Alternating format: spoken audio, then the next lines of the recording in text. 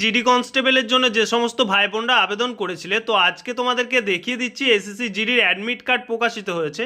তো অনলাইন থেকে মোবাইল থেকে তোমরা কিভাবে এসএসসি জিডি কনস্টেবলের জন্য অ্যাডমিট কার্ডটা প্রিন্ট আউট করাতে পারবে। প্রথমে তোমাদের এসএসসির যে অফিসিয়াল ওয়েবসাইট রয়েছে ssc.gov.in, এই পোর্টালে আসার পর এই যে লগ ইন এবং রেজিস্টার পোর্টাল দেখতে পাচ্ছ, এই পোর্টালটায় টাচ করবে। অ্যাপের অ্যাপ্লিকেশন নাম্বারটা দেবে, অর্থাৎ ইউজার নেমটা দেবে এবং যে পাসওয়ার্ডটা সেট করেছো সেই পাসওয়ার্ডটা দেবে।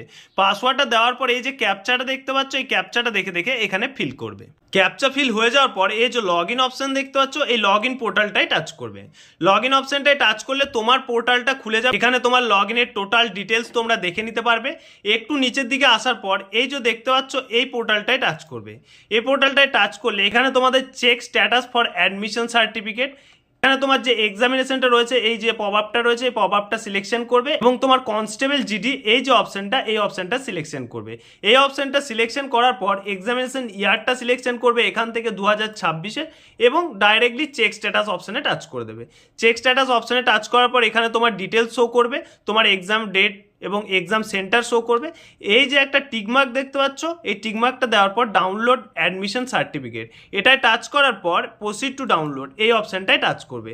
এই অপশনটায় টাচ করলে তোমার অ্যাডমিট কার্ডটা ডাইরেক্টলি প্রিন্ট আউট অপশনে চলে আসবে। তোমরা এখান থেকে ডাইরেক্টলি কিন্তু তোমরা তোমাদের অ্যাডমিট কার্ডটা প্রিন্ট আউট করে নিতে পারবে। অ্যাডমিট কার্ড প্রিন্ট আউট করানোর জন্য শুধুমাত্র এই যে পেজটা রয়েছে, তোমার যেখানে ডিটেলস শো করছে সেই ডিটেলসটাই শুধুমাত্র প্রিন্ট আউট করবে। বাকি আর কোনো রকম কোনো পেজ প্রিন্ট আউট করার দরকার নেই। এরপরও যদি কোনো ভাই বোনের কোনো সমস্যার সম্মুখীন হচ্ছ, অবশ্যই আমাদের কমেন্ট সেকশন রয়েছে, কমেন্ট সেকশনে অবশ্যই কমেন্ট করে জানাবে।